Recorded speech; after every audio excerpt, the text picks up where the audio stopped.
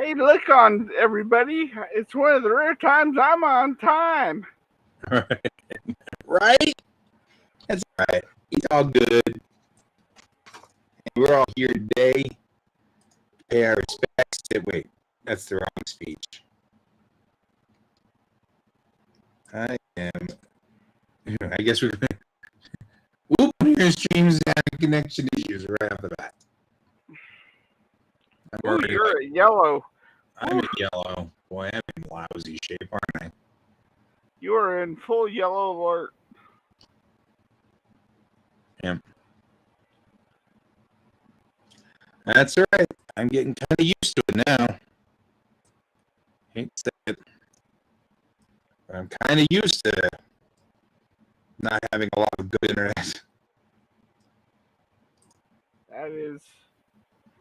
That's bad. Yeah. I pay an awful lot to have really lousy internet too. It really makes me mad. We were just talking about this. I was meeting with my college buddy. We were discussing the fact that we had better internet in Japan 10 years ago than we do today. I'm like, how is this happening? Yeah. No, and it gets even more bizarre as you push out and you think, you know what? This is the same internet we've had for over a decade. Right? And it hasn't gotten any faster. Hasn't gotten any faster. Nope. Whereas in Japan, the government controls it. So, we all know that socialism is horrible. So, let's make sure we don't do that. Capitalism is so much better. I actually don't have a problem with capitalism. I'm just bitter that everybody just blankets that. And I'm like, okay, but,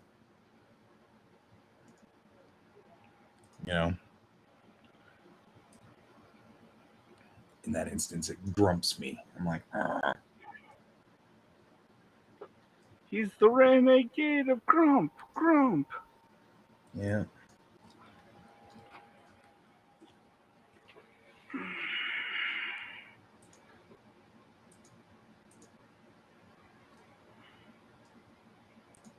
Anyway, here we are.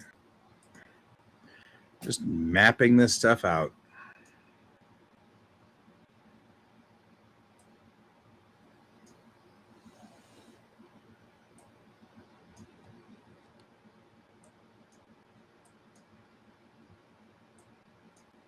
All right.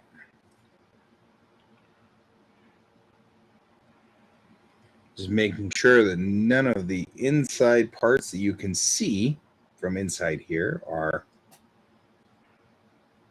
visible, because all of that needs to be mapped if it's an inside part. So, because you can see it, so we're going to have to map it. The rest of this can be all like 1 pixel big, because it doesn't matter what color it is.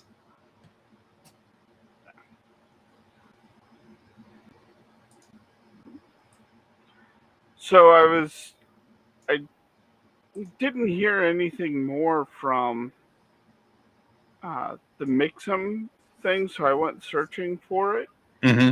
And I saw Mixum reaching out going, I think there's been a misunderstanding somewhere. Please get a hold of us and we can get this worked out. Yeah. So I think it was a telephone thing where one person took it, blew it out of proportion, and then the next person blew that out of proportion, and suddenly Mixum went from a simple misunderstanding to homophobic. Right. Which is, unfortunately and sadly, one of the biggest problems with our current culture and environment is it doesn't take a lot of effort to blacklist somebody. You know what I mean? Yeah. And that is a problem.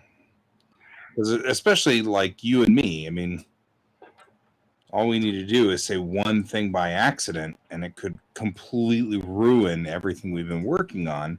And we aren't homophobic, we aren't anti-LGBTQ, and and everything like that. But it wouldn't take a lot of effort to blacklist Yeah. us. Yeah. And it was one of those, as I said the other day privately to you, was I need more than just one person for this thing. Yeah. And I'm looking at it and going, okay, it is exactly what I thought. It was telephone, but it was one of those where it's like, okay, I'm gonna warn Guy about this just to be on the safe side, because Just you in never case. Yeah. know. And then Which I keep my appreciate. eye on it. Yeah. Yeah, I appreciate that. Because I like to use Mixem. Yeah. But I'm not if they're not LGBTQ friendly, obviously.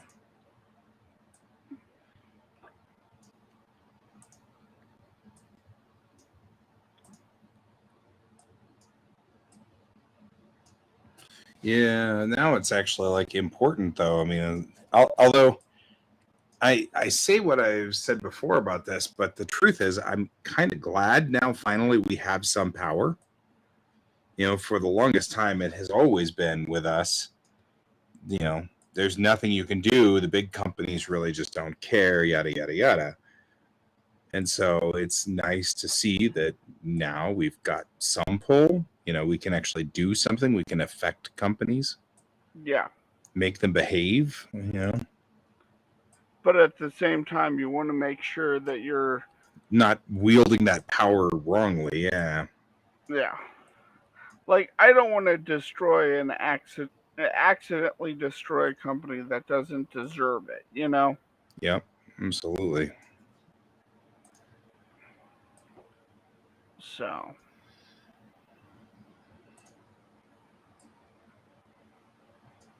I mean, I'm seeing actors, their entire world's getting kind of blown up. I bet you that's that other side. It is. Because they said one wrong joke, especially comedians. yeah. Rainn Wilson right now is in hot water because of a joke. I don't even know who that is. The Office. He also played Harry Mudd on Star Trek. So, Hmm.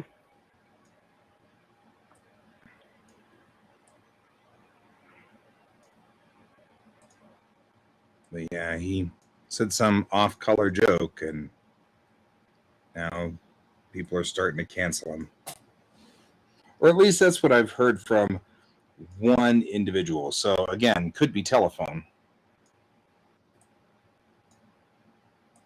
Because of course the whole complaint was, canceling has gone too far. Okay, but Yeah. it's. I mean, here's and I agree. I mean, you get one person says one silly, stupid thing, but like J.K. Rowling doubled down.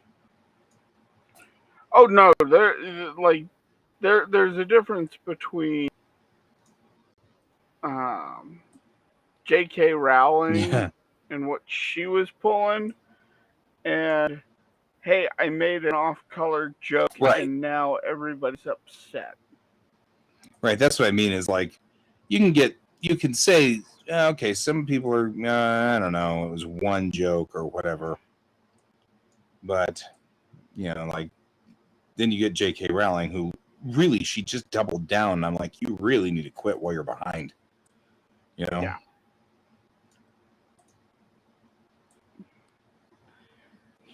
Well, and the problem is like with the jokes is culturally for years he's probably been telling that same joke, Right. and it hasn't been a problem, and now it's a problem. Right. That's the other thing, is that I feel kind of bad for, the humor has changed. I feel like people don't understand that one of the problems we've had is that for a very long time it was socially acceptable to make fun of you for a disability. Yeah. And that became socially unacceptable when we started realizing that was hurting people's feelings, and they weren't feeling good about it, and it wasn't funny to them, and they weren't finding it funny at all. You know what I mean? Like, And that group of people didn't find it funny. right, the entire group did not find it funny, but since they weren't paying money or whatever, nobody stopped them because they weren't a financial loss. And so nothing stopped the humor. But for a very long time it was socially acceptable to make fun of people who, had physical or mental disabilities, or, and we, or even just were, and then we found a whole bunch of disabilities that we didn't even know were disabilities until finally somebody smart figured it out, like ADD and autism and things like that. Those weren't known commodities. They weren't Yeah. things that we knew. They weren't factors. So, people are making fun of people for being socially awkward. They're making fun of people for, saying stupid things, yada, yada, yada, yada. And now we're like, hey, that's not funny. Nobody found that funny. Or like, I think it was John. No, might have been Jon Stewart, but I don't think so. I think it was actually Trevor Noah on the Daily Show. Mm-hmm. He made a joke in which it was an LGBTQ joke. And he goes, "Eventually, we will figure out what the B and the T mean."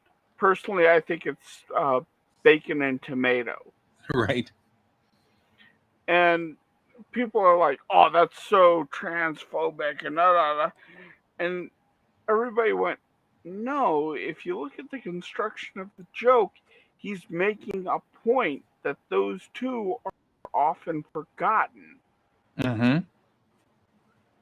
Right.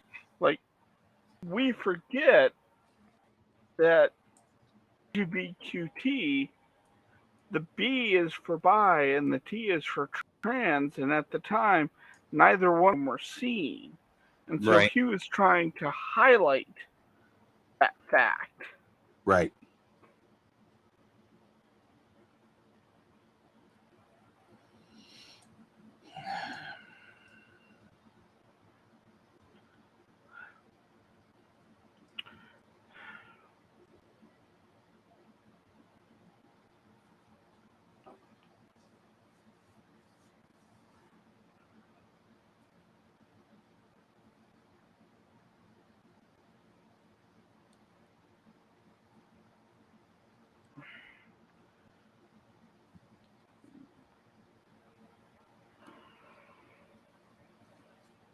It's one of those things. I hear people talk a lot about PC language, and I keep realizing PC language, everybody going, that's not PC and things like that, and cracking down on it was literally people saying, hey, it's not acceptable to humiliate or make fun of people for being different. Yeah. That's not funny anymore. And part of the reason that you have a certain cadre of people who don't like it is because they actually are uncomfortable with different.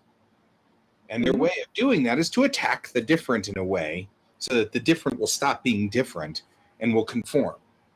And that's part of the problem. Well, it's the old line of the nail that sticks up gets hammered down, Mm-hmm. and that's a Japanese saying.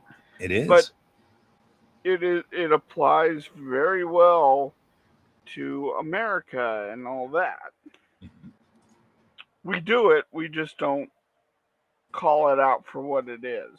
Agreed.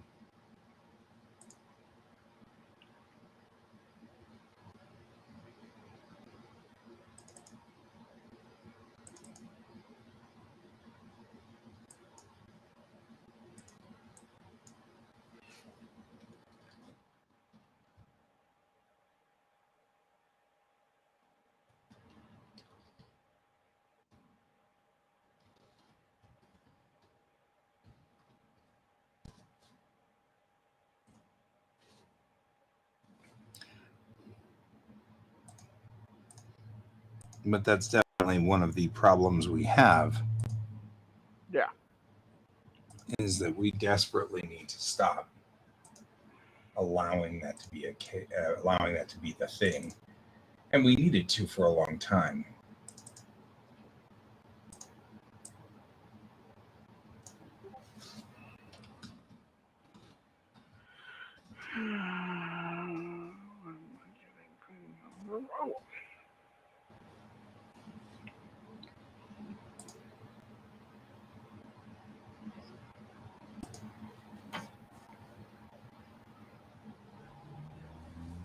We finally, I mean, I think that's the thing, is that now we're finally putting a crackdown on this, and while we're doing that, that is causing a lot of stress. But I also know infantilizing is a thing, where you take something and you make it sound stupid so that everybody laughs at it and goes, yeah, well, you're right, that's not something we want to do in our culture, yada yada yada. And that's the thing that also is occurring, which is they'll take PC and they'll make it into a ridiculous thing. I was having this problem with a friend of mine in toxic masculinity. They're doing we shouldn't tell men that they're bad whenever they're men and acting like men. And we're like, that's not what toxic masculinity is. And Yeah. I literally had one of my friends go, that's BS. It is actually that. And I'm like, okay, so you're telling a liberal that the liberals really mean that if you act like a man and don't act like a woman, you're bad. Because that makes sense. Yeah. I mean, like, none of that makes any logical sense, but they were really big on this. They were like, no, that's literally what it means. That's what you're saying to us. And I'm like, no, we're not. And it was like doubling down on that, and it was so weird. It's like they're determined to make it silly or weird or something so that they can get mad about it. And then it turns into something, because nobody disagrees that we shouldn't have a structure in our society that says that men should never cry, and all of that stuff that we've been kind of going through. And that's the whole point of what we're saying when we talk about toxic masculinity. And that's it right there, is like, we should be allowed to be sad, we should be allowed to cry, we should be allowed to be, we shouldn't feel ashamed for it. And that's what's toxic. And instead, that gets translated to, if you act like a man and don't act like a woman, you should act like a woman. And that's what we want, is for everybody to act like a woman. It's like, what? Where did you go? How did you get there? How'd you get from AD? Yeah. How did you get to this one? This is silly. How did you get to this point?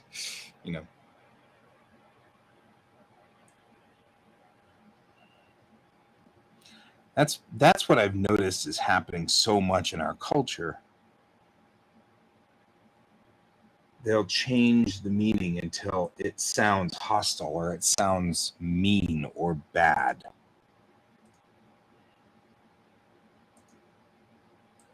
And then that gives it reason to be a bad thing. And so it gives it a reason for them to hate the other side and get mad at us for this. And it's like, whoa, hey, that's not what we're saying. We've never wanted that. That would be ridiculous. Yeah. All right. The beak windows look like they came out correctly here. I like what the rest of it looks like. It's like burned up there on the top. This all looks burny. Your nose got all burned in. It's because we never see that side. So I'm just going to make it black.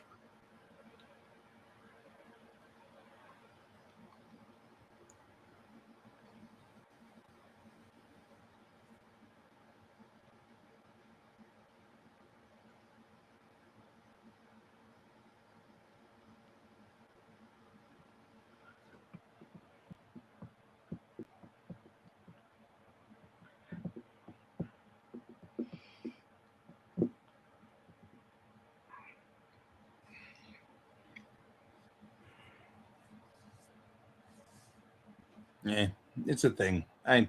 It's a frustrating thing to me when I have to make these same arguments every time. I always feel really aggravated.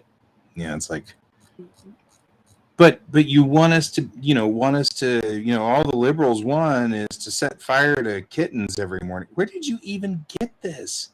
Well, one time Nancy Pelosi said this, and then somebody else said, and I'm like, where did you get all and this? then I was watching Fox News, and they said this, and it to this, and it's like, yeah.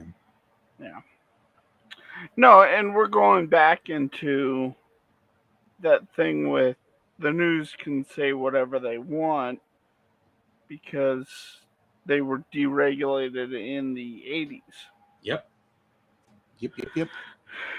There were a lot of critical bad laws that happened in the 80s that have crippled the entire system. Yeah. That one was one. Glass-Steagall getting overturned was another. That's a law that prevents the banks from investing in themselves. You'd think, since that was what caused the crash of 1929, that would be something we would never deregulate. But apparently the Republicans thought that was a good idea because, I don't know, reasons. So I'm still working on that one. Not sure why. And then Citizens United. Citizens United was a horrible mistake.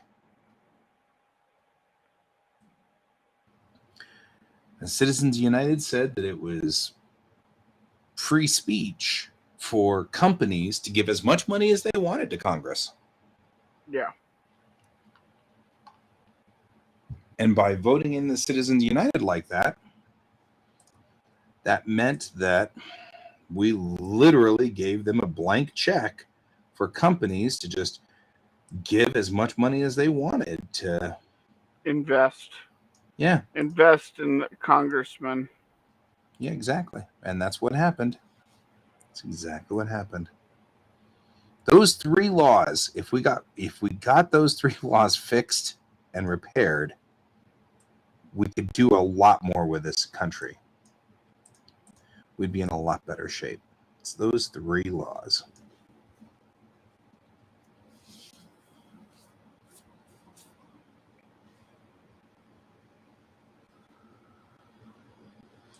And I keep trying to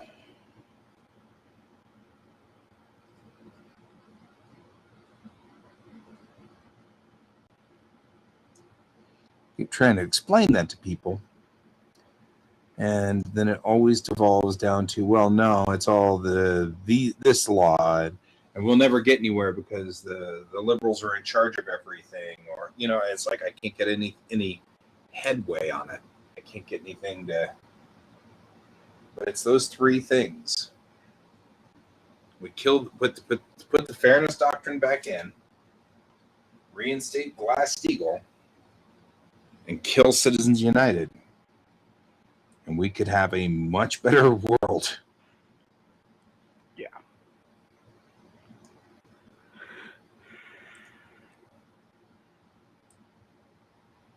Once again, I am on a high horse. Well, at least we got that taken care of early.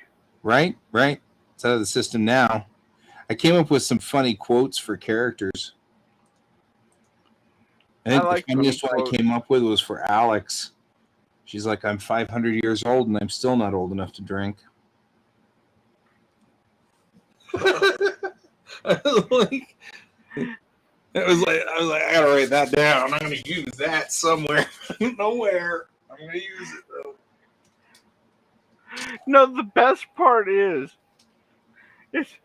have her go, I'm 500 years old and I'm still not old enough to drink. And that's when she takes a drink of like beer or something like that. And, and you see Chang just kind of,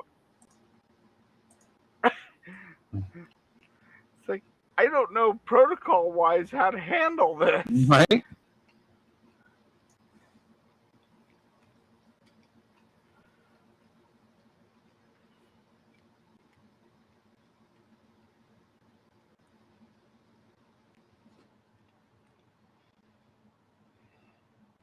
I am. Okay.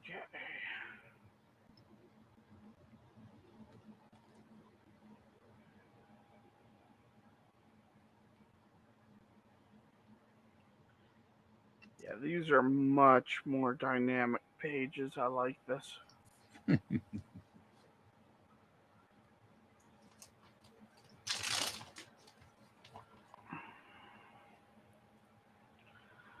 Because before it was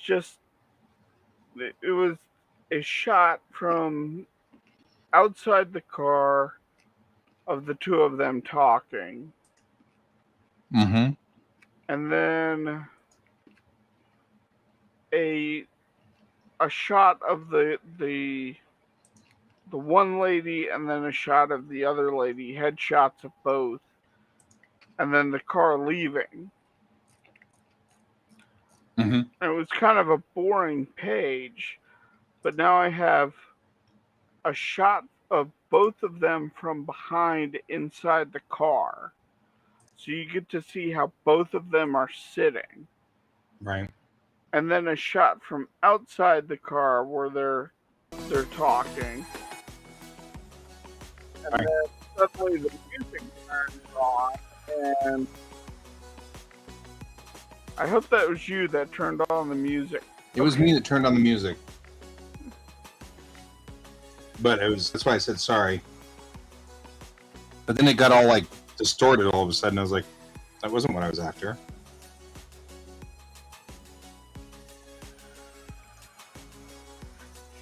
So you've updated it now so that it's not. So it looks a little better, you know? Right.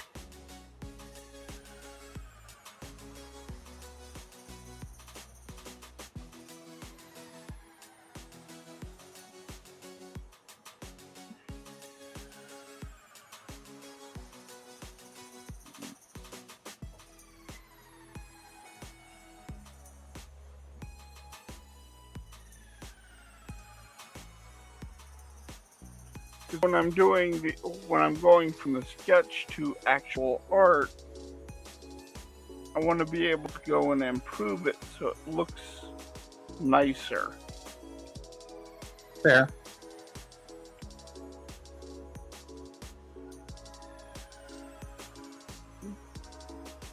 Because there's always something I can do to improve it. Right.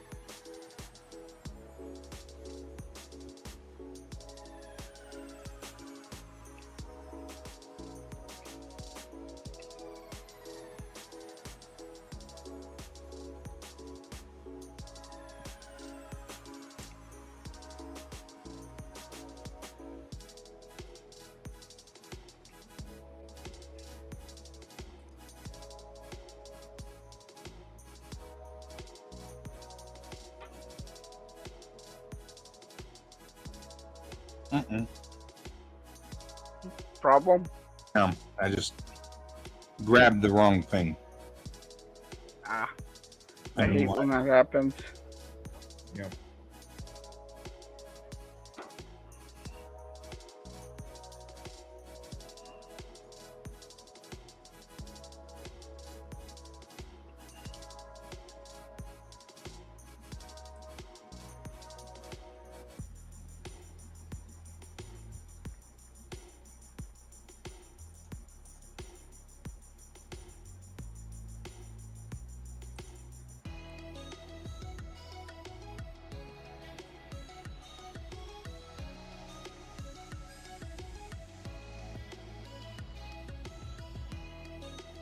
Yeah, we're apparently getting copyright claims on our stuff.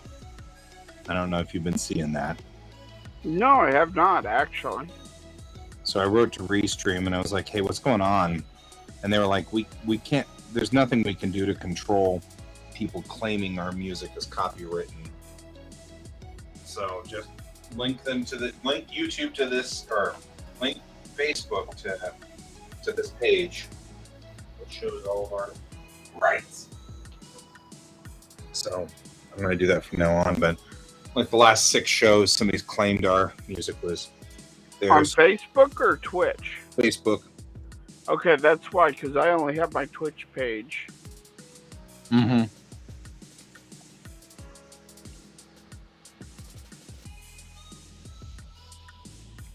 Yeah, we are very careful about that. Mm-hmm. I have been very annoyed by that.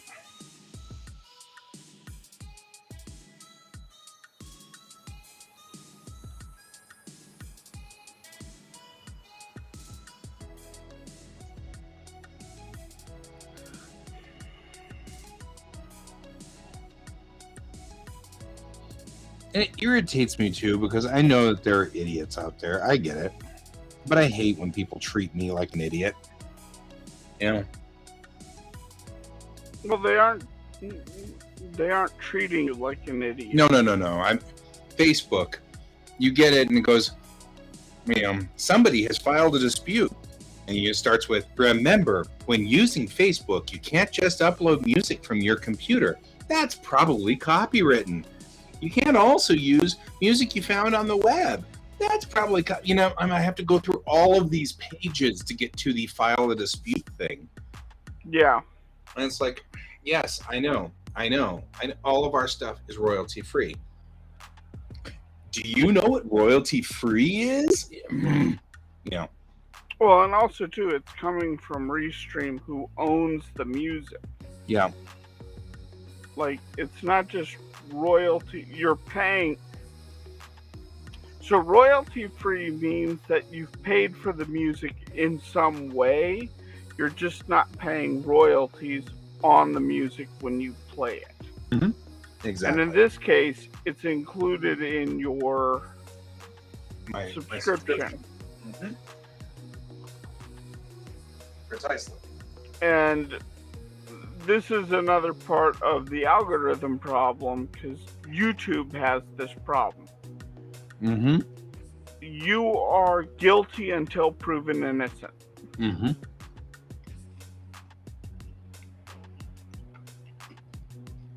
And that's what bothers me. Yeah.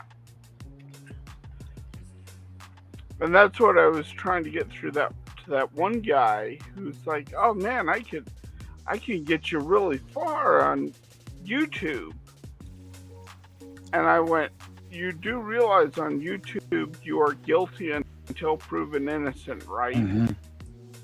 If there's a problem. Right. And he didn't understand the full structure of how YouTube operates. Right. He didn't understand the full ramifications of his behavior. He just thought, hey, he could post something and it'd be cool. Right.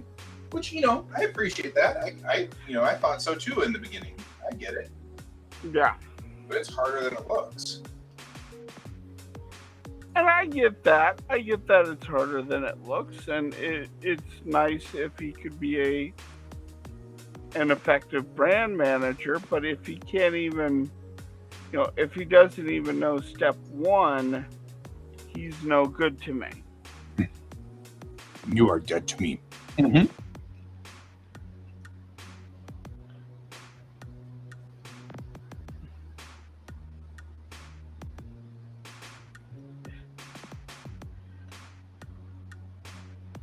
You are already dead. Nani? Are you quoting Fist of the North Star? Yes, I am. Okay. I love quoting Fist of the North Star. I was just like, wait a minute. I know that quote. In fact, I used it the other day for something. Someone had mentioned it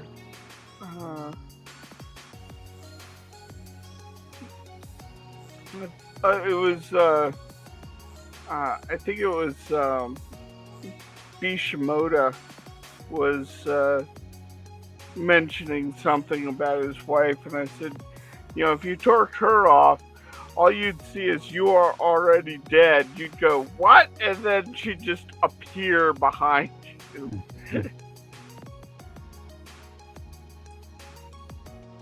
Right.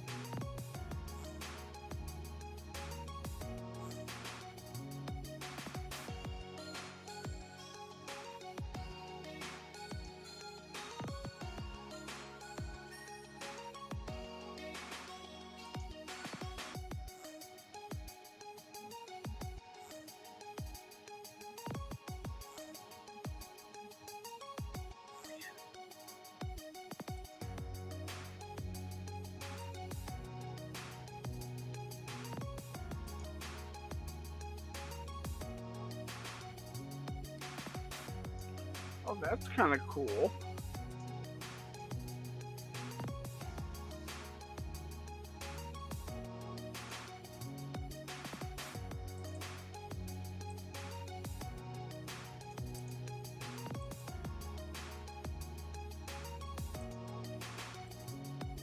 So Dave Kellett, who does Drive and Drive, Sheldon. I don't know this person.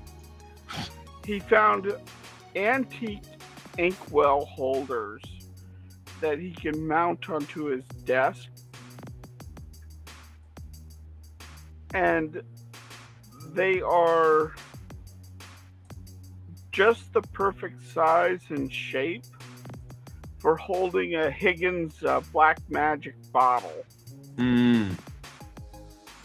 Nice. This is like how you're like, Dave Collette, who, and I'm like, does Drive and Sheldon? Yes. Yep. What? Who? I love Drive so much. Such a funny freaking comic. But he's also done a really good job of building a universe. Oh, I love the narrative of the first couple of pages of Drive, where it's like, here's this guy. He's driving through the lonely desert. He has just been fired. Right. He has little hope and even less life savings. And this is a man that will build an empire. Right. And he's going back to his kids. And it's such this beautiful narrative of just this destitute man. Right.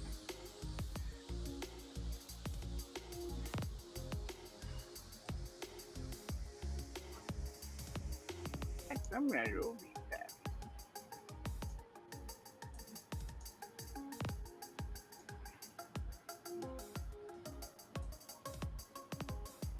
not ecstatic about the fact that I cannot do this in naked mode.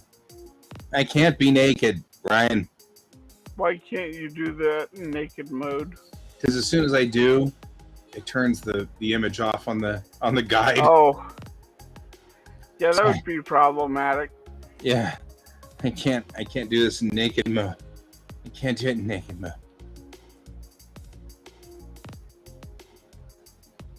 I can flip back and forth, but that's all right. All I'm really doing is just some final little adjustments here to the model.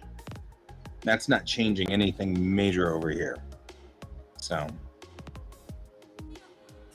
but this, I need to build this second segment back here, and I'm like,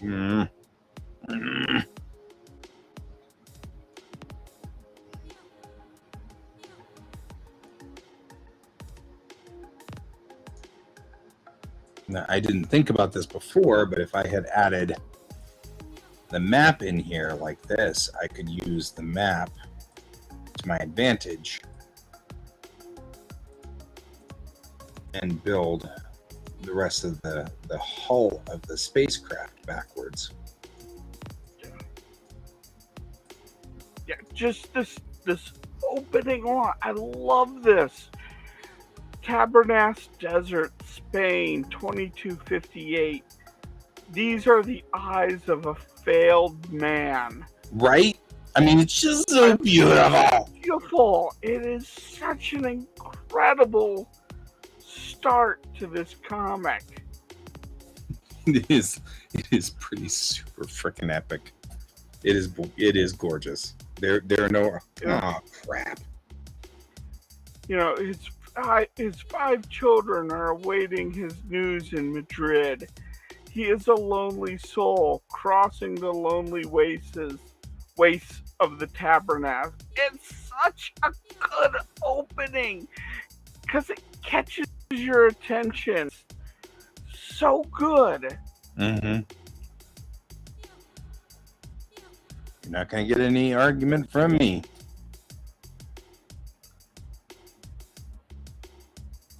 That's why I read frickin' Drive.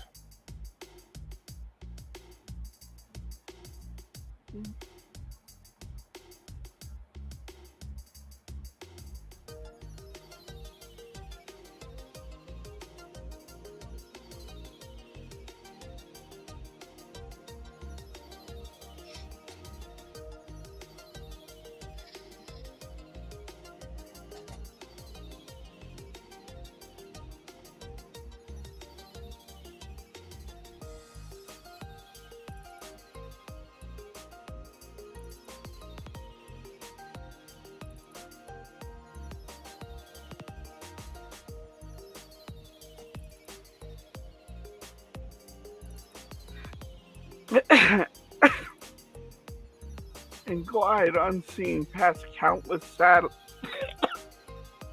satellites, eluding the combined technologies of humanity, except for a single pair of eyes. Lonely eyes on the desolate plains of the Tabernas. These are the eyes of a failed man. It's so good! Damn it, Kellen. Why must you be so good?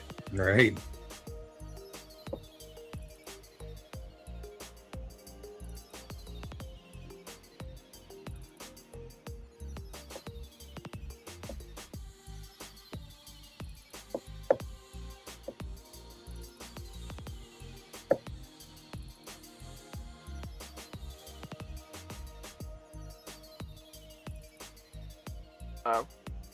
Rice Boy. Oh, now you're on red.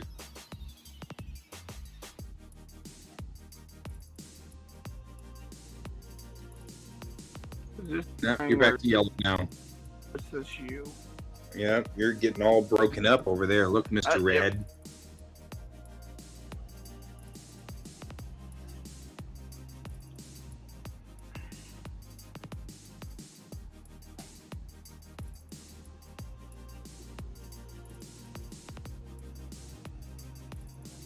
Okay, I think I'm coming back.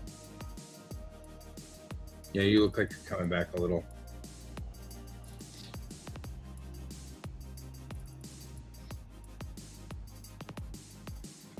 Come back to us, Brian. Can you hear us? We wish to speak to Brian. If you Except you're come Caden, back. and I keep forgetting that. Keep forgetting it. I'm working it. I don't know. There are times where it's like I just have such a hard time. I guess part of it is I just finally gotten your name down.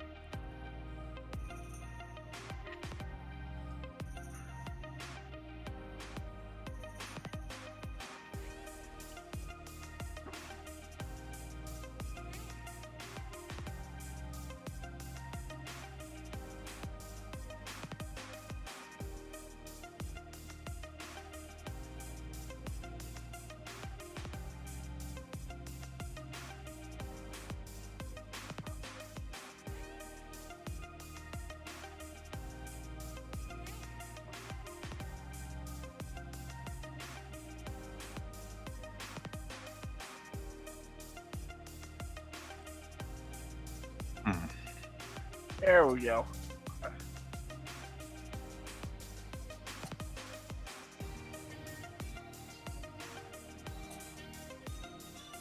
Never mind. There we go. No.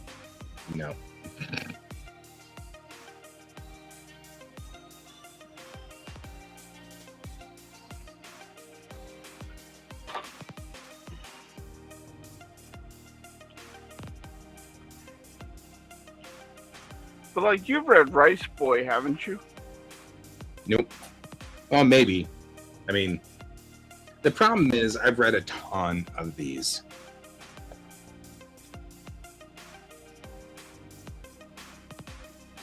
Shit. I found him.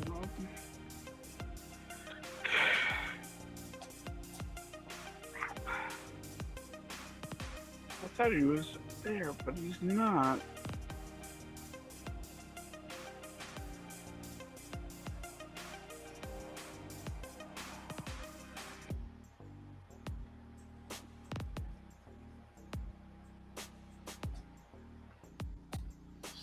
I am staring at this going,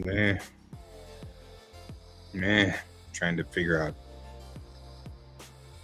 I don't know. My brain's kind of locking up, I think. So his current comic is Batu. Are we giving up on Drive? No, I haven't given up on Drive. Oh, I meant Dave. Huh? No, its Drive is still updated. Oh, okay. You're just saying his current comic, so I was like... No. This is a different guy. This is Evan Don. Oh, okay. Anyways, he does kind of a sci-fi comic too, called Batu. And I know he's getting close to finishing Batu. And it's another one that's an amazing comic that grips you on page 1. I love those.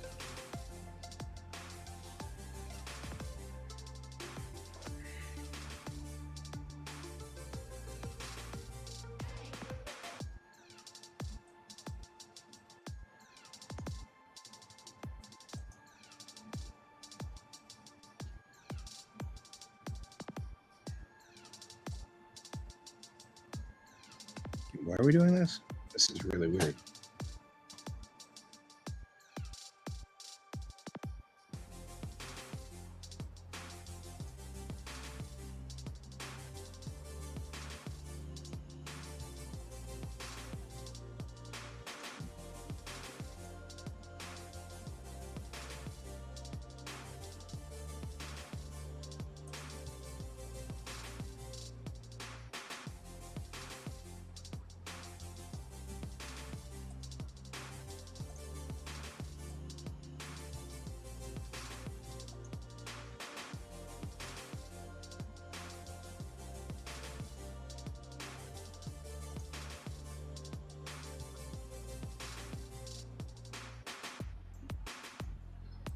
All right.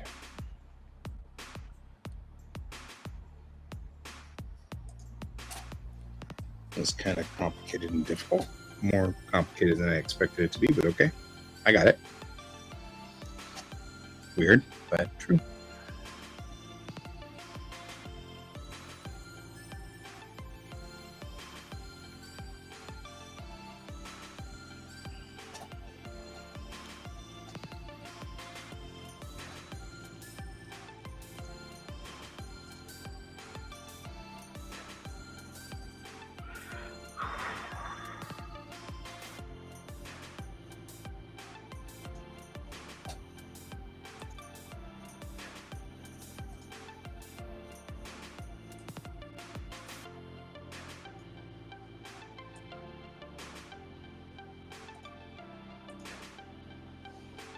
I don't know why. I haven't figured this out yet.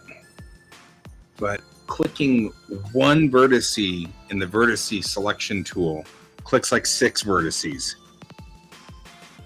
Like this happens every time. Like here, I've clicked literally one, but it clicked that one, and then one right here, and selected them. The problem is I need to move these guys over. This one right here needs to just move over, but it moves a whole bunch of them all at the same time when I do that.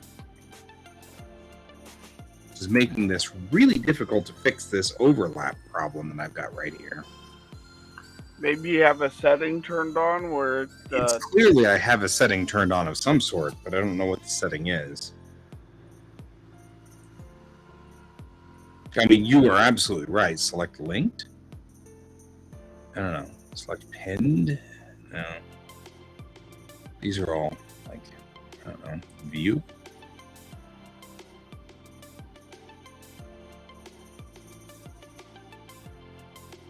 Yeah, I don't know what the problem is. It makes it difficult to do, because these are just this is just the back half of this got bigger, and the UV mapper doesn't know what to do with it. And so what it's choosing to do is it's choosing to select, or it just chose to overlap things. And that's fine, I guess. But I've got to de-overlap them, or we will end up using overlapped vertices or overlapped places on 3D models. Means that they will share the same image mapping. So we don't want that. We can avoid it, obviously.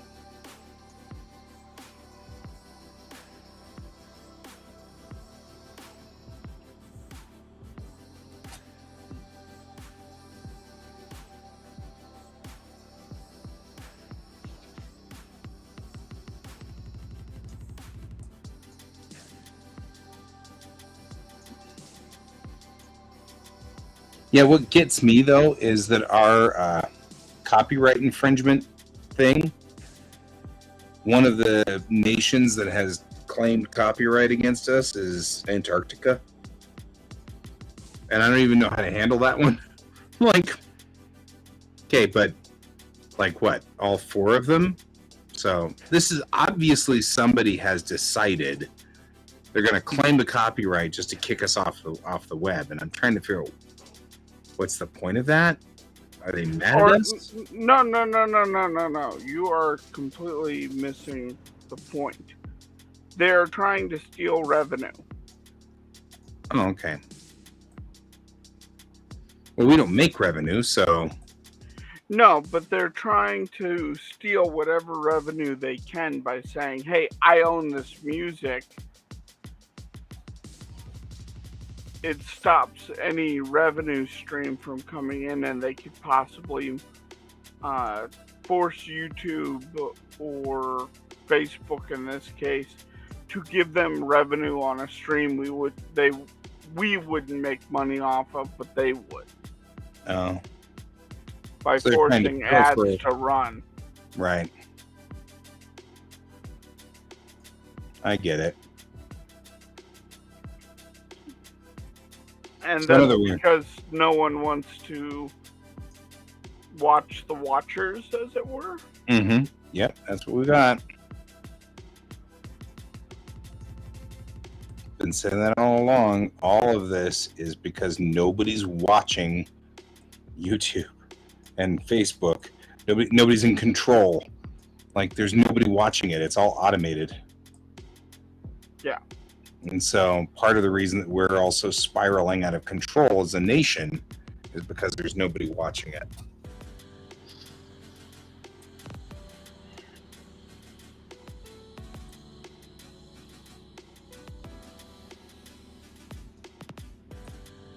So the people who want to terrify the hell out of people are making the most money off of scaring the piss out of people, and nobody's watching them because they paid them. So what difference does it make? Yeah. But yeah, I see what you're saying. So the idea is, if we make, like, let's say $20 off of this show or whatever, they want to take it from us by claiming the music. Yeah. So we'd stop making $20 off of this show. And they would make off of the show. Or even if we weren't making any money off of the show, they would start making money off of the fact that they claimed it. You mean they're making money? So in other words, they're making money and we're not at all. Yeah. Mm-hmm. You just got the entire thing that pissed me off about YouTube. Mm-hmm.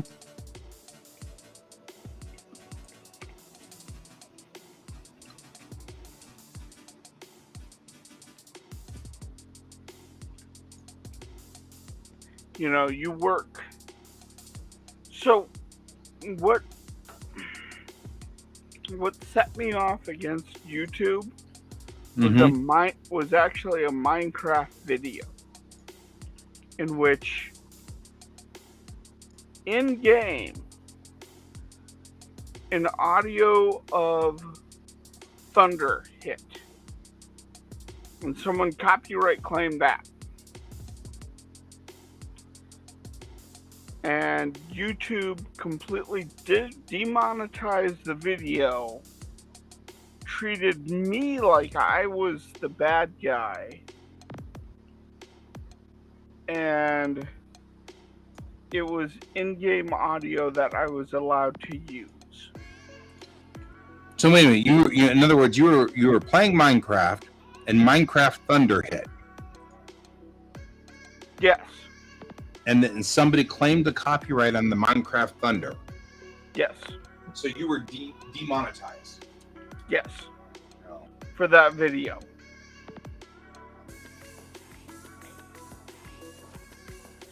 And that's when I began to see the YouTube scam. Mm-hmm. And if you want to know when my anger towards YouTube started, that was the point. Mm-hmm. Mm-hmm. Mm-hmm.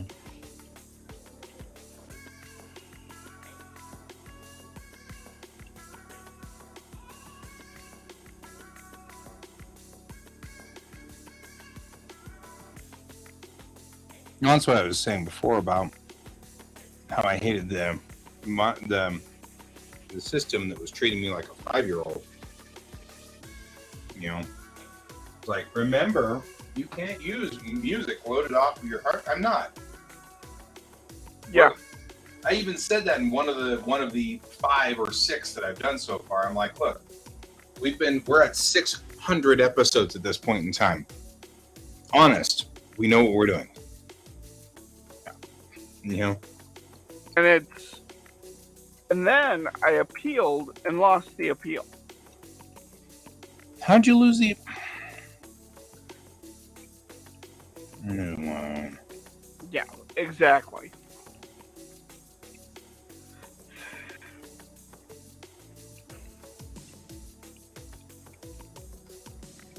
Yeah.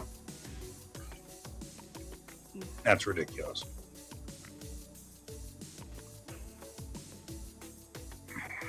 But hey, that's YouTube. That's YouTube. That's Facebook. Mm-hmm.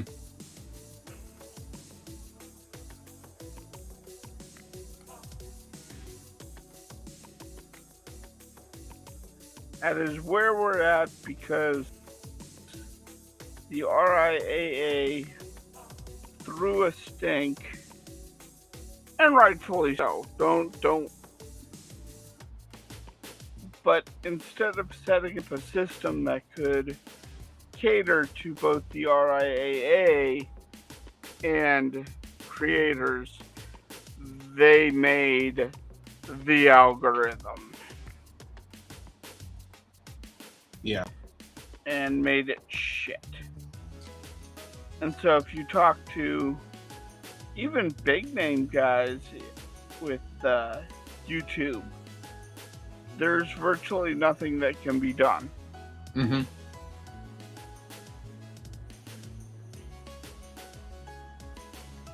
Like, even if you have a quote unquote insider, it won't help you. It won't save you. Mm-hmm. Mm-hmm.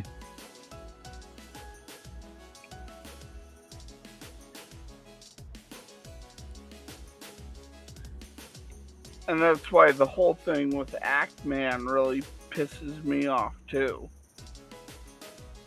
With who? So there's two YouTubers that got into a fight. Uh-huh. And one of them was a guy by the name of Quantum TV, and another one by the name of Act-Man. Okay.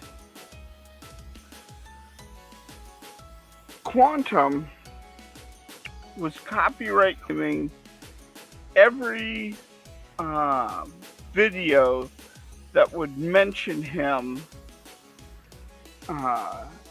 and put him kind of in a bad light. Mm-hmm. So he would copyright strike it. So he went after a 16-year-old kid who was legitimately calling him out on when he was telling people to go kill themselves if they liked this one game. Right. And everything the kid was doing was fair use and fine, but the guy went nuts. Right.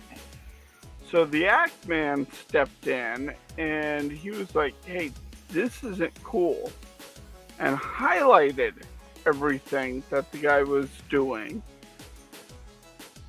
And that set off the battle between the two of them. And like, this guy is horribly homophobic, horribly transphobic, racist, nasty. I mean, this is a nasty, nasty individual who has been banned before, who has broken every community guideline there is for YouTube. But for some reason, YouTube decided to punish Act-Man for it and kicked Act-Man off their thing. Even though this guy was like threatening that he was calling up people's families and threatening them. Wow. They have him recorded threatening people. Wow. And YouTube decided that they were going to protect this guy and get rid of Act-Man. Vigilante was helping? Huh? And not Vigilante that was helping? Yeah. Mm-hmm.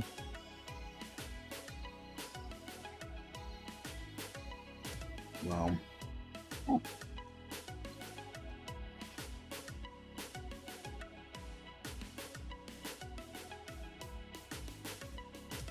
Well. So if you see a series of tweets on Twitter about me calling out YouTube, that was why. Because it was bullcrap, and everybody called out YouTube saying, this is crap. Why are you protecting this guy?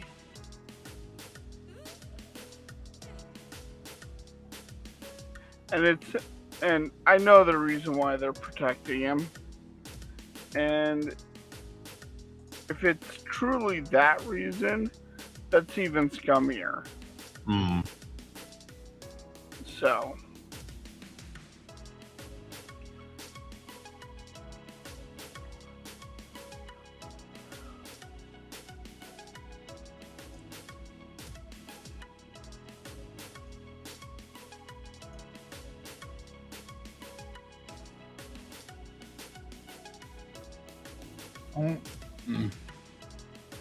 This is not helping me any. sorry. No, not you. It's not you at all. I've been having this problem for a long time.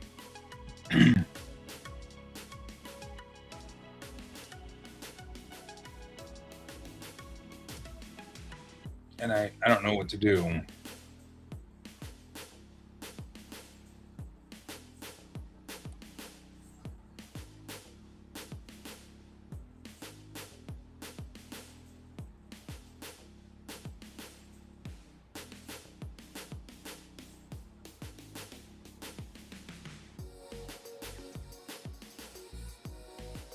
It's just frustrating because I don't want to have to.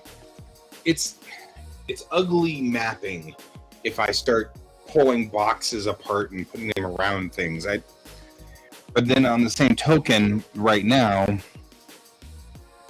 over here, I've got this box and this box overlap right here, and the overlap right there.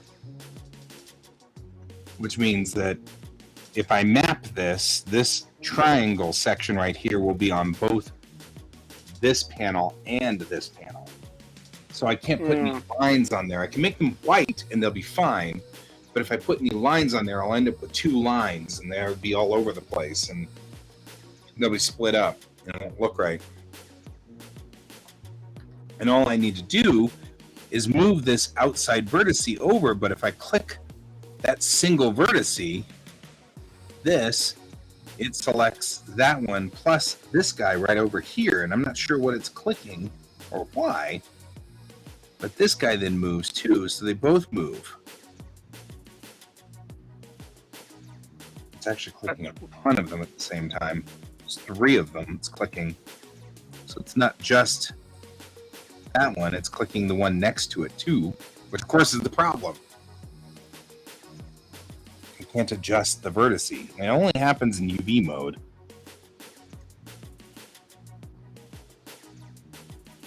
And it is something because this has been happening for a few weeks now, and it wasn't happening before, which means I have set a setting somewhere by pushing a letter, and the letter has set a setting to say connect all these vertices together and collect them all at the same time. And I don't know what the verbiage is, so I can't search it on Google because connect all the vertices together and move them all at the same time is not a thing that Google gets, right? So maybe it's select through. Could be.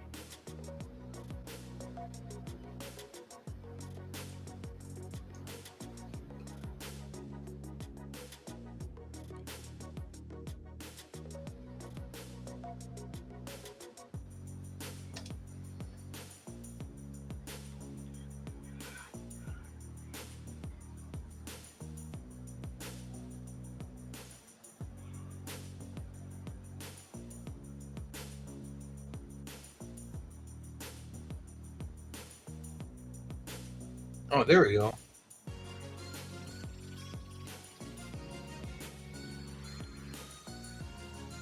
Okay, posting this question, I had this button enabled. Now I just need to find that button.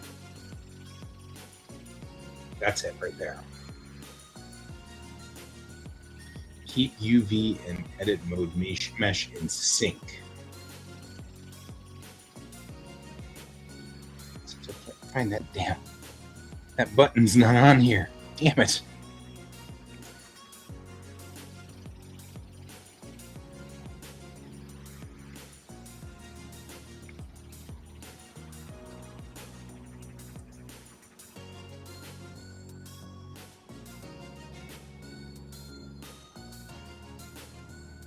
That is definitely the key. That because he's having the exact same problem I did. But he found the answer by clicking the button at the bottom of the screen, but I don't have that button because all of the toolbars are gone. Because that was another thing. Somewhere along the line, what happened was I was trying to do text, and I typed the text in and did not notice that I hadn't actually selected the text box. So all of the letters became hotkeys that I typed all at once. Oh God! Oh God! Oh! And so they're controls that are off my screen now, and I don't know what I did, and I can't get them back. And so that's part of the problem here. I don't know enough about this to know what hotkeys I pushed. Did I ever tell you the story about one of the early bugs in a program we had developed? Yeah. For my dad's company. Oh boy, this sounds bad already. So, the program itself was really kind of cool. And what it would do is it would take a spreadsheet, and then whatever would like if you had a document open, it would take the information in that spreadsheet and input it into that document. So really good if you had to, say, take a spreadsheet and input it into a website, for instance. Mm-hmm. So the thing is that we set it up so that you had 10 seconds from when you press start to switch over to the page that you wanted to input it into. And then it would start going. Well, red flag should already be going off in your mind. Right. So, we had this woman that she was having problems. She said, you know, it's messing up my computer. And we were trying to figure out what was going on because it was this massive bug and we needed it to fix it. Right. So Dad hopped on with her and I was listening in to give my tech knowledge of what was going on. Sure. Mm-hmm. Yeah. And she goes, okay, I've started it. Okay, there it goes. It's opening up everything. Make it stop.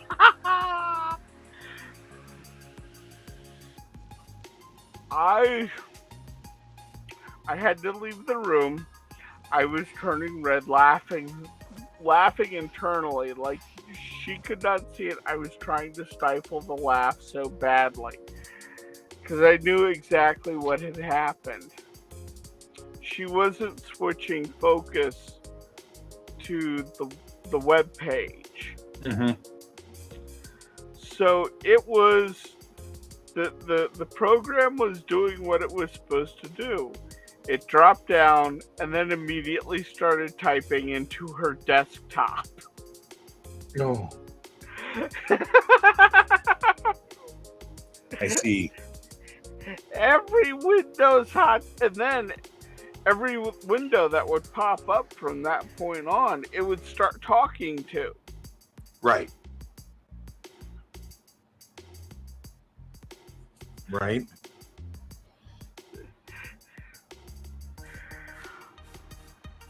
I still laugh to this day at that like it was so horrible at the time, but God, I still remember the screaming. It was so funny.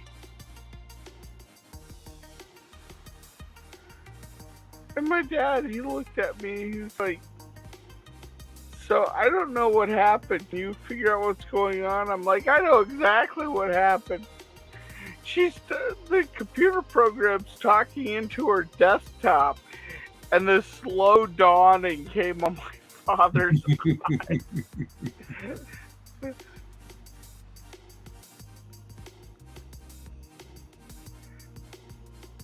Okay, there it is. Sticky selection. That's it.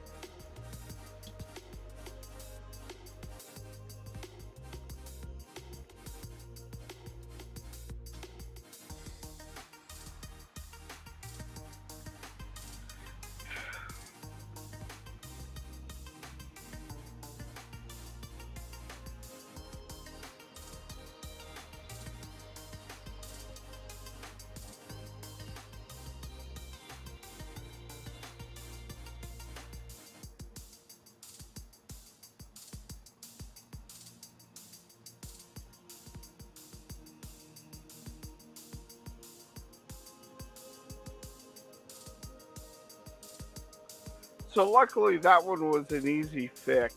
Right. But I used to have that problem with macros. I stopped using macros for that very reason. Because all you need to do is just have one screw up of that, and it's like you not have focus going. And once you're out of focus, then the macros run, and it runs all the macros in whatever window is in focus, and that could be a disaster in a big hurry.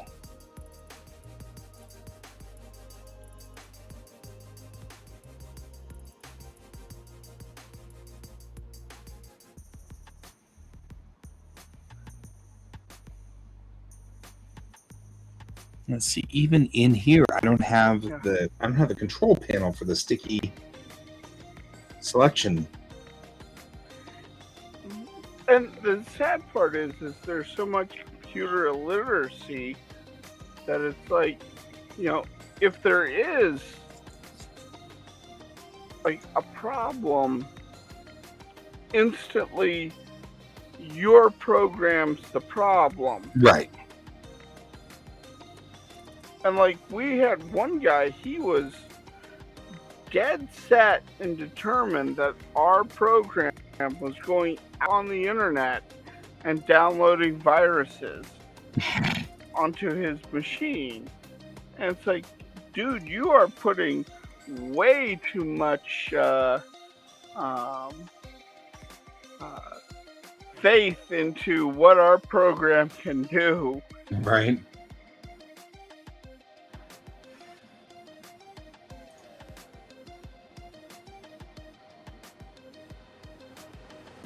Like, if this thing goes out onto the internet, I would, on its own volition, went out onto the internet.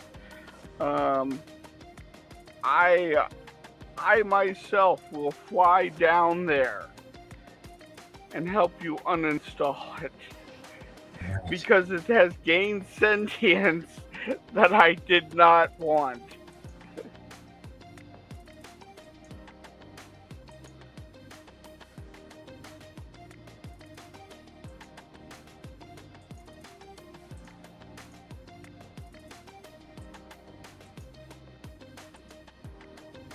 I'm going to spend the entire evening trying to find stupid sticky vertices problem.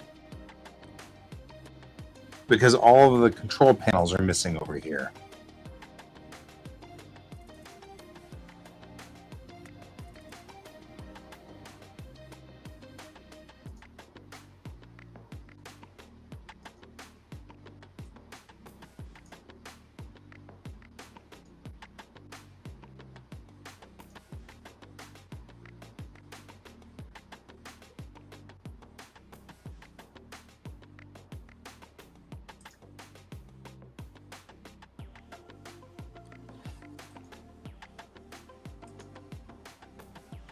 Nope.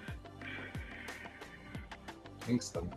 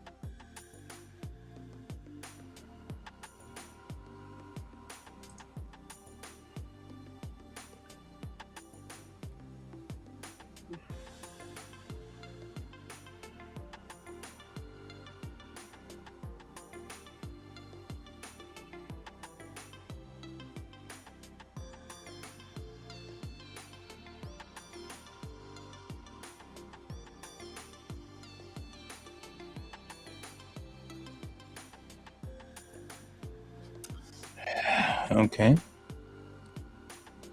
It should be part of this group, but isn't. Him.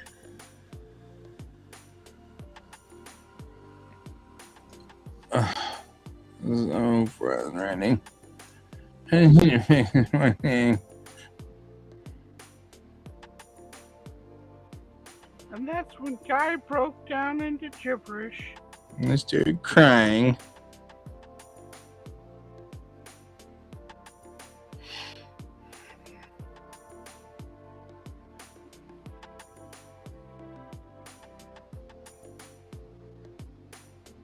The thing that sucks is it's the same problem over here too. I mean, I'm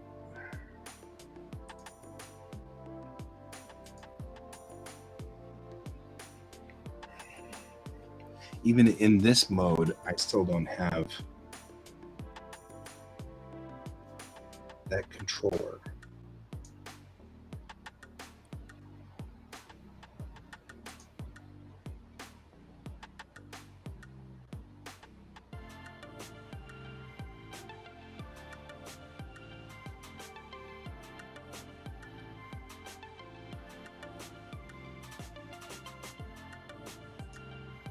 What bothers me is that I can't, like, it got rid of all of them. That was obviously a toolbar hide function that I did somewhere on the line.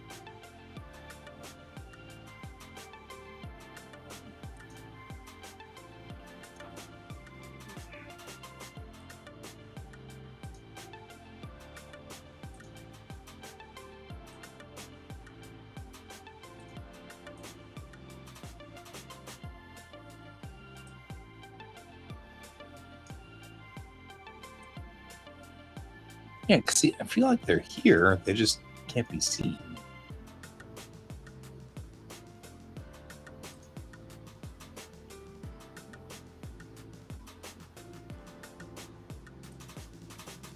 And I can't help you because I know Jack about Blender.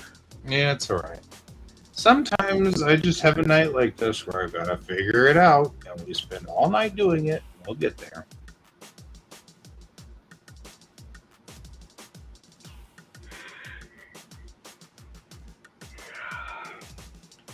And that's fine.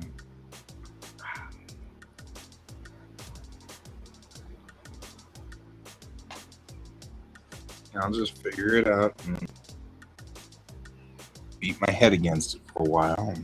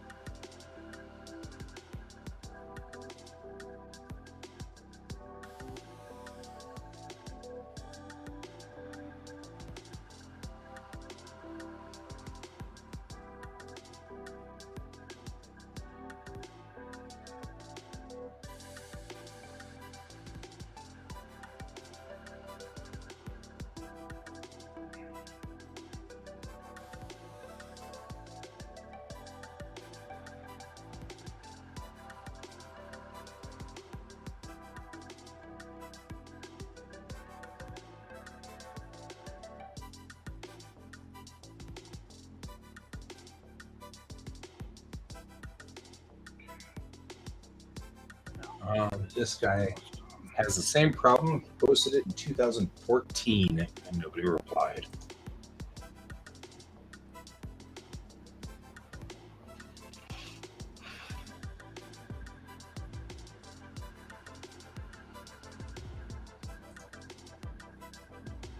Is there a way to switch back on defaults?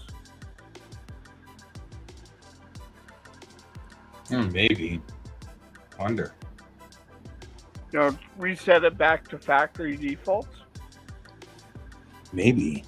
Probably shouldn't do that while I'm in the middle of working on something, but that's not a bad idea. Well, one of the things they're saying is turn off sync. Except I like the sync being on, but you know what? That sounds like a thing I can do, so we will do that.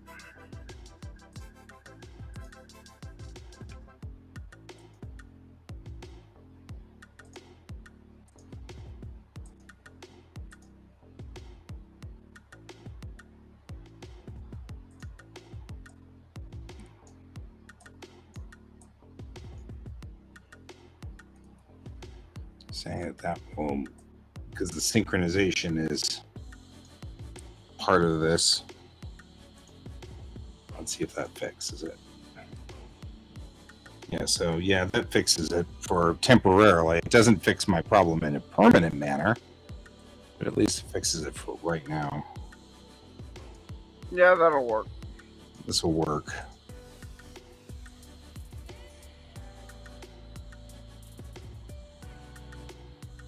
Oh, wait. Sticky selection mode disabled. Now I can do this. So you apparently have to turn off the sync in order for it to have the sticky selection mode option show up. All right, whatever. I don't care. It worked. It didn't work. Okay, fine.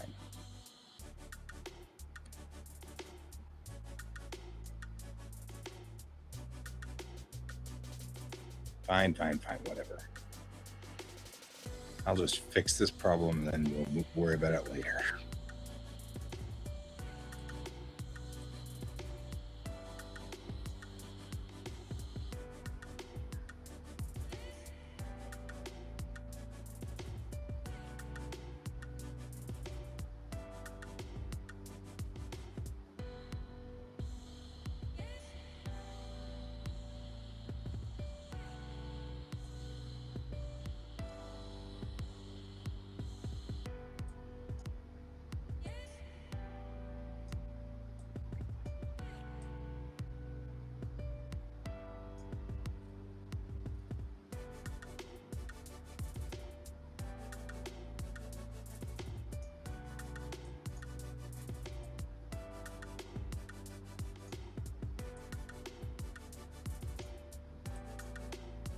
I think good enough will fix this problem, and then I'll just...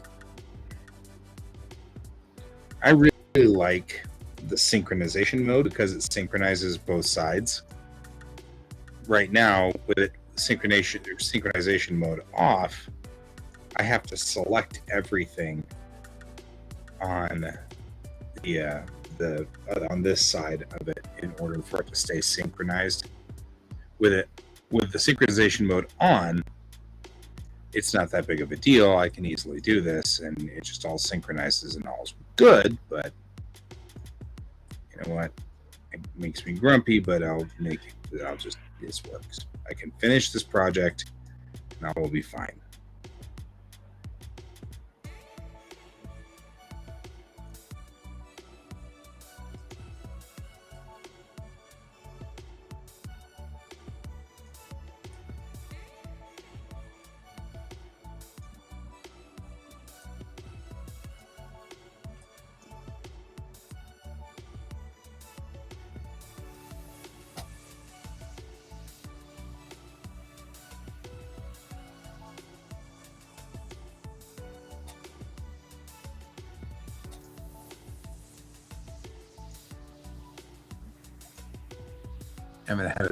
Haven't had anybody come in here and hang out with us. I'm noticing. Yeah, not today. Not today.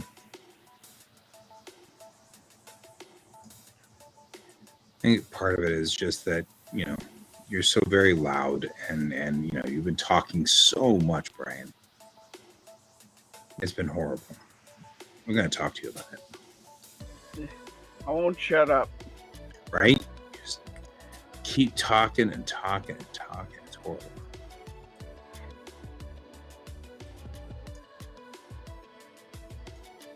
Oh, you gotta have topics.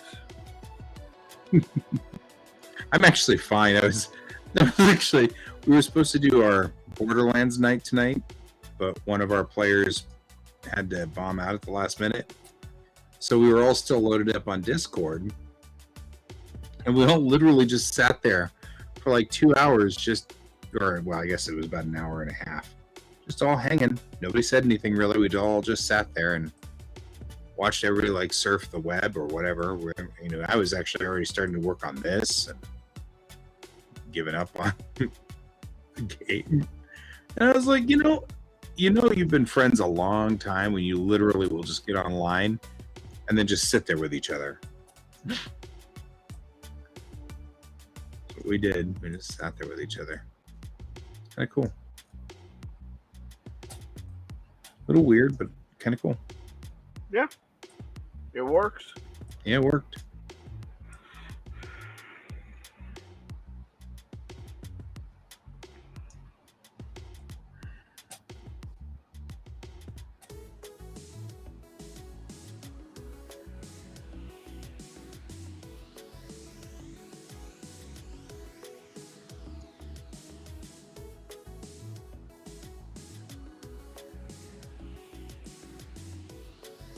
This is a thing. Okay, it looks like I've stitched up everything over here. Which, by the way, it's the 20th anniversary of Stitch. Speaking of Stitch. So, Merry birthday, Stitch. There you go. For the next, 14 minutes or whatever.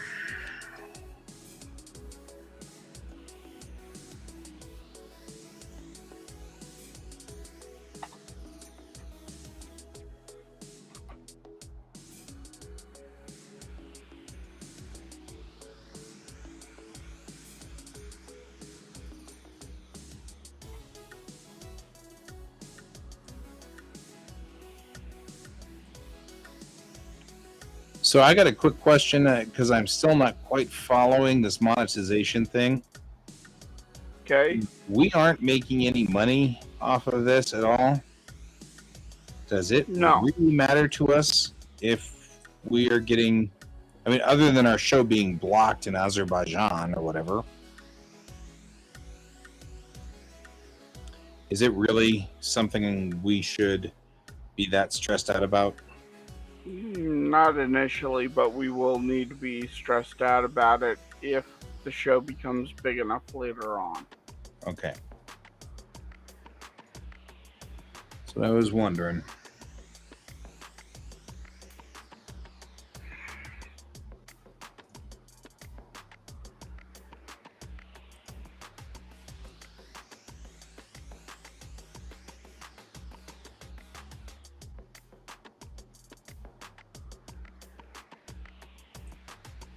Seeing as how we aren't really making any money off of anything ever.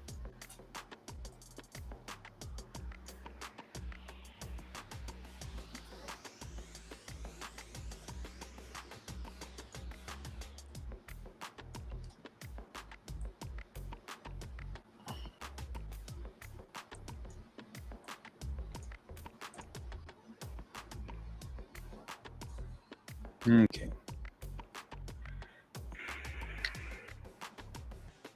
Antarctica. How do they do that, though? How do they claim something in Antarctica?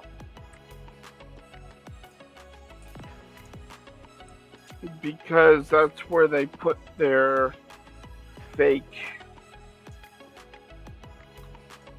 address at.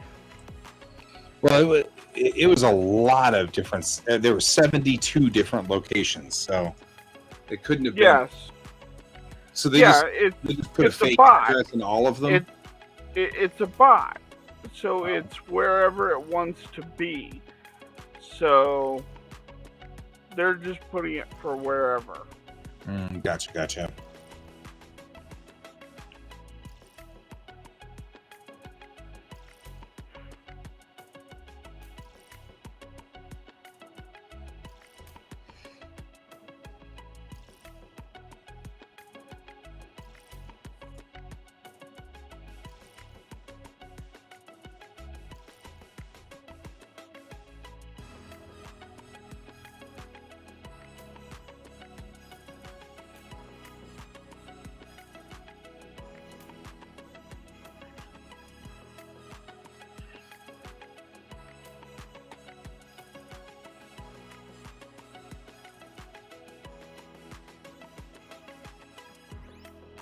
So effectively what's happening is that bot will go and sign up in all these different countries. What happens if it signs up here in the US?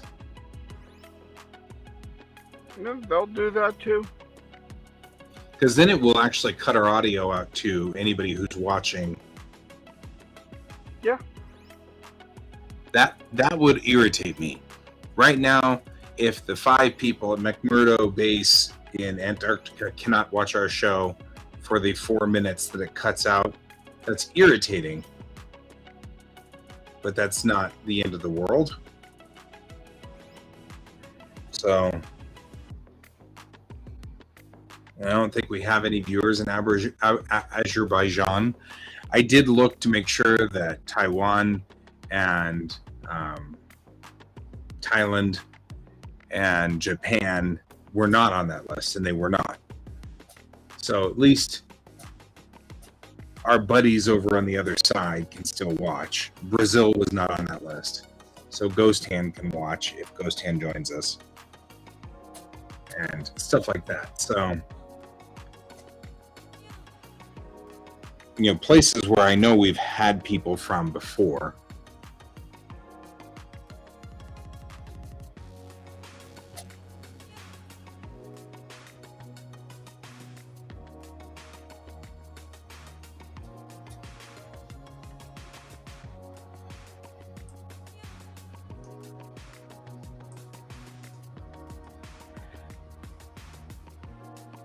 It's such a jerk move, though.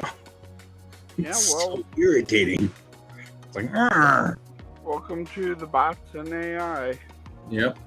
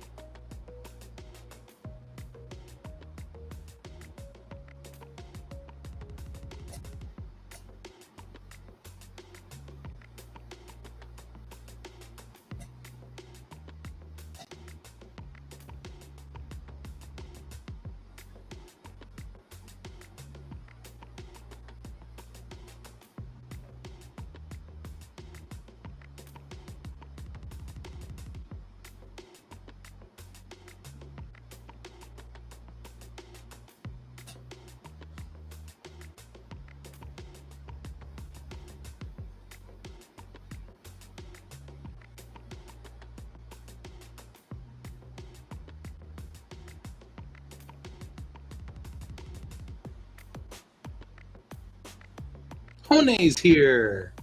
Hey, Hone, how you doing?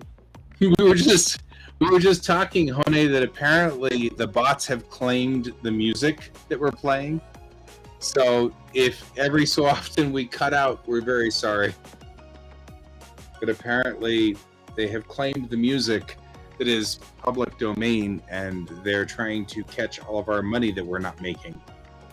So Oh no, did you get COVID?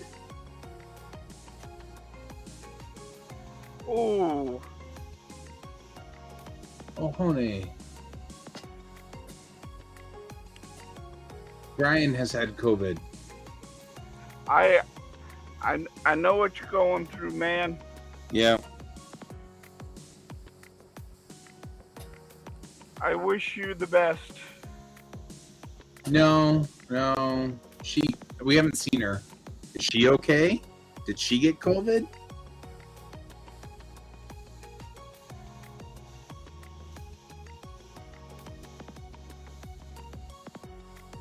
Oh man, COVID sucks.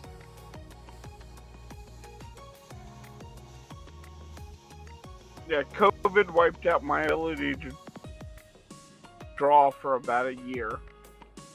Yeah. Yeah, it was really rough.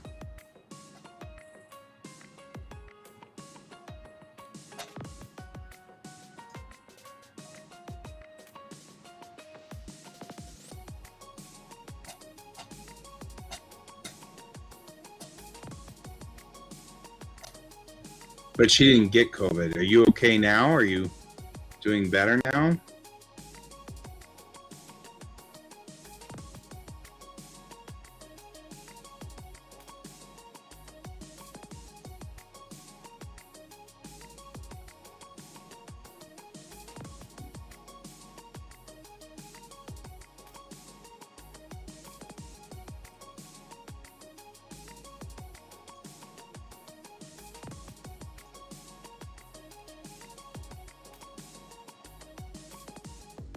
Oh man. COVID can be so brutal too. Like Brian said, it knocked out his ability to draw for a long time. I was worried about him.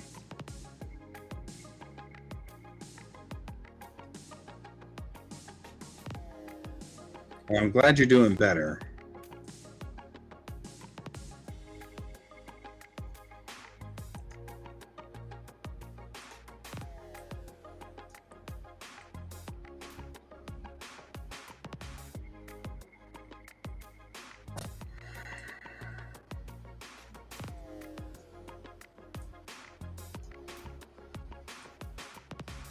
That was actually terrifying.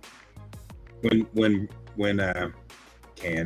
Can got COVID, I went and immediately got my shot, like within hours. I was like, I'm not messing with it making it so I can't draw. Yeah. No strength to do anything. Oh, it's brutal. I was hospitalized for a month. I was one step off a ventilator. Because I got original flavor, not extra crispy that you guys get now. Yeah. Ugh. You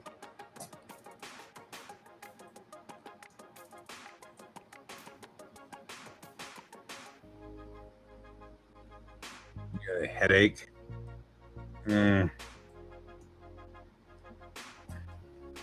COVID's such a horrible, stupid. Oh, I hate COVID. It's just stupid.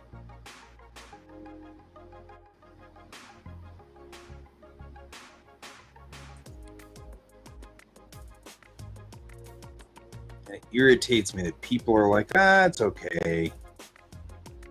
It's just a common cold. Yeah. So they just let you just get the common cold, I guess.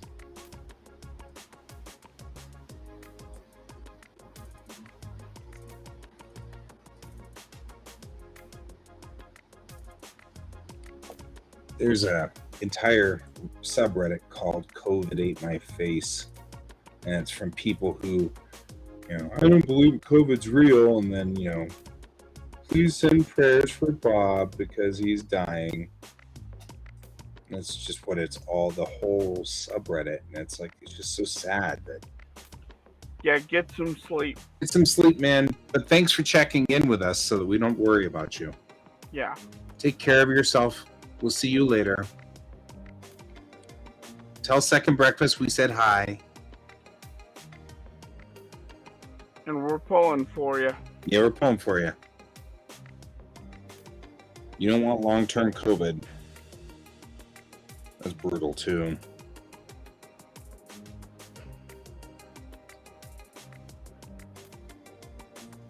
I've actually managed to, so far, knock on wood, dodge COVID. I may have had it, but I got the non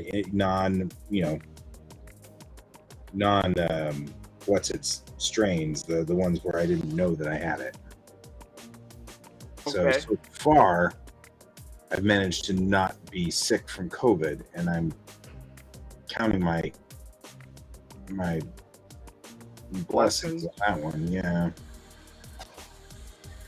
Because, I mean, all of you guys, none of you guys have had a good time. It's been no fun for anyone. And I'm like, oh, I don't want COVID. I really don't. And you really don't. No, I really, really, really don't.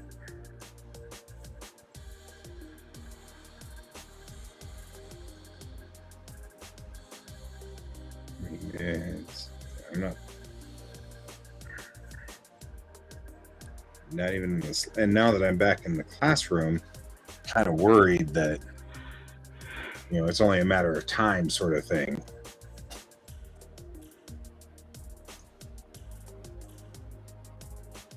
And that worries me.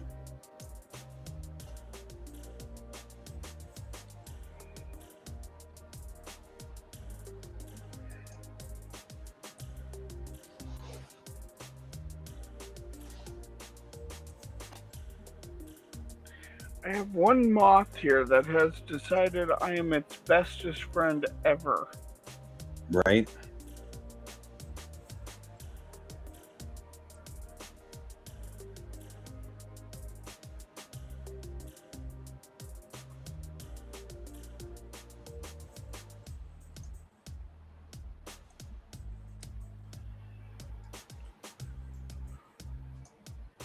You don't have George.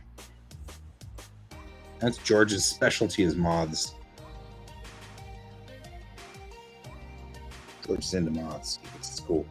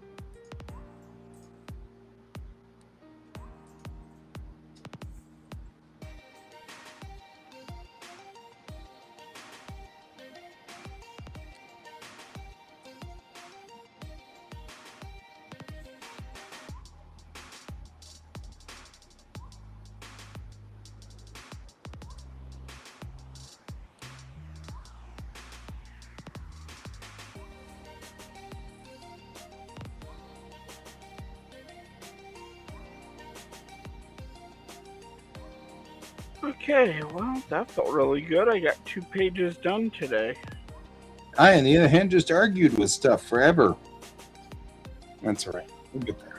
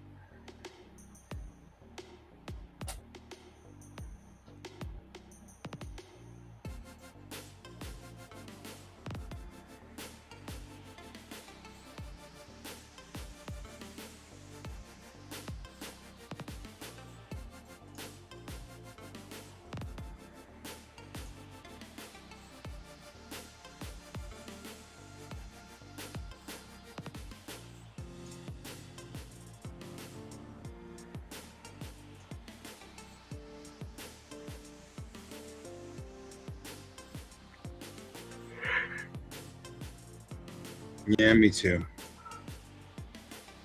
I just have to finish these last little bits.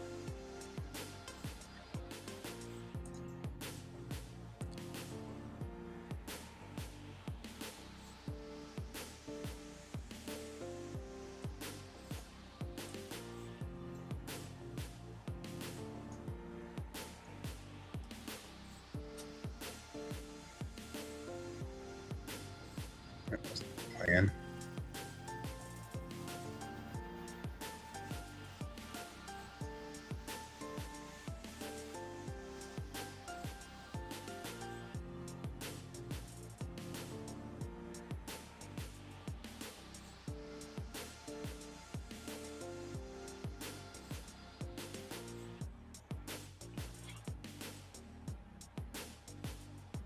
Oh, so did I told you about the article that made me shut down the internet yesterday?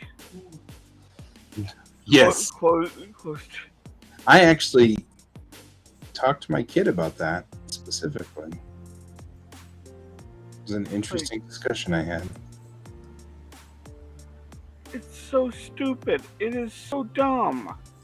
Well, so the guy that was doing that, I'll bet you anything. I'll bet you real money that guy was just doing the test to see if somebody would snag him, right? And I don't give two shits about the guy. It's the fact they arrested him for brass knuckles. That's because that's all they could do. Yeah. I mean, well, that's what I was saying was that he was doing the, go ahead, arrest me because you can't, right? So it was a power play on his part. He was getting off on the power, and so except he had to do something. Well, and also there was another thing. Brass knuckles are considered a concealed weapon. Right. So he technically had a concealed weapon on him. Right. But that's what I'm saying is... It's also why there's... In one of the... I don't know if it's here in Colorado or where it was, but you're not allowed to carry a concealed weapon over 10 feet long.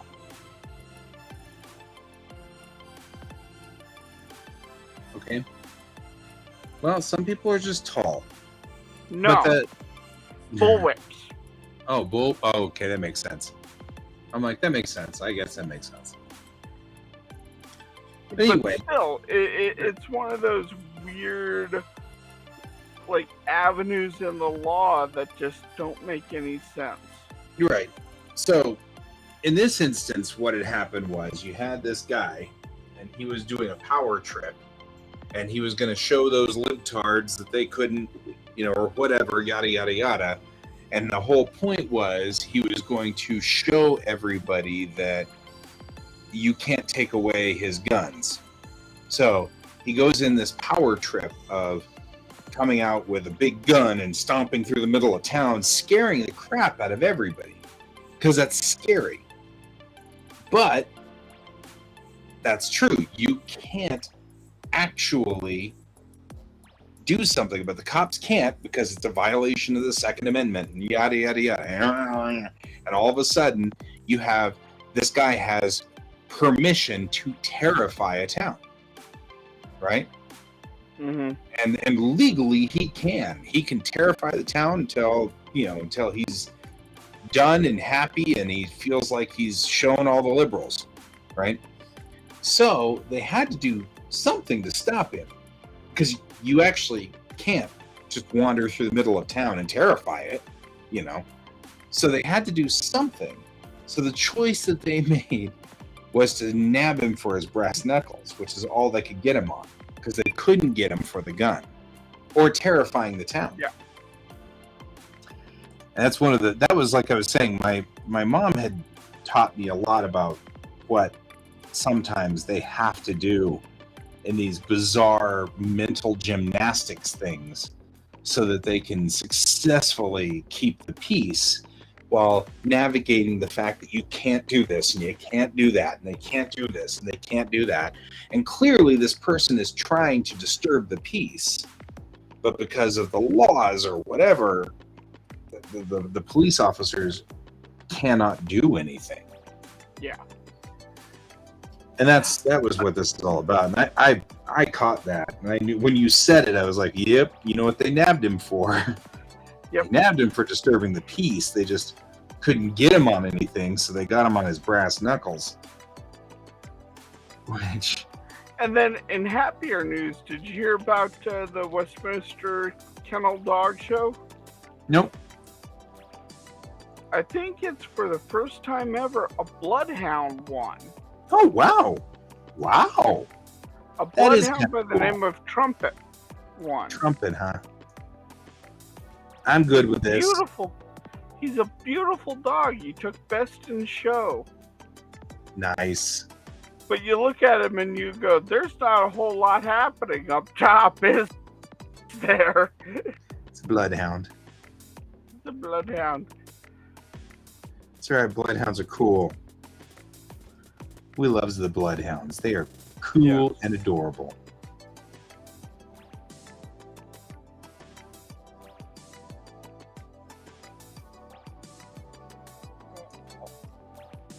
So that's nice to hear.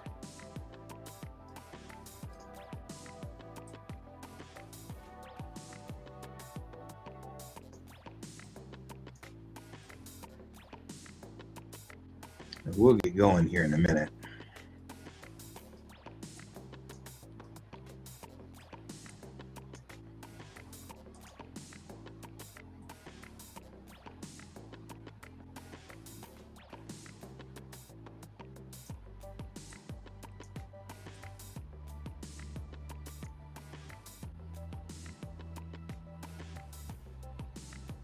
Sadly, the disturbing the peace thing, though, that actually comes from, there were laws that said you couldn't disturb the peace, but then the police used those against black people by just saying it existing disturbed the peace. So that's why that got locked out. And so now we're seeing the blast back from that. You know, 1950s Jim Crow era cops were jerks, so we had to put a law in place to stop that. And now that locks down our current police from doing anything. You know, it's like, dang it. Yeah. You know, that had nothing to do with those two. You know, it's like, well, they weren't even alive. Our current cops weren't even alive back then. You know, and it's a super frustrating situation, and I understand that. It was super frustrating for my mom.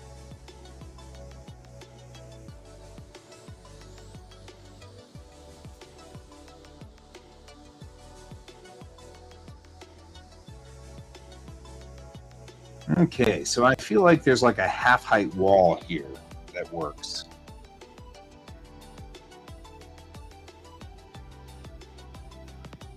And I can't tell if I want to build this wall into the actual structure or not. I guess I'll find out tomorrow. But it's 12, so it's time for us to hit the hay. Yes. So I'm going to save this in case my PC decides to reset or something silly tonight. I have to decide what I want to do about that wall, whether I want it to be half height or not. I think it's a half height wall, because that'd be kind of cool if you could, from the radio room, look into the pilot house and see what's going on out those big windows.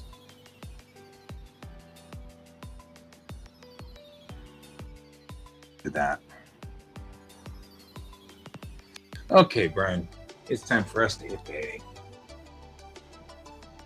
I'll see you tomorrow. Same bat time, same bat channel. As we continue working. Big night. Yes. Good night. Good night.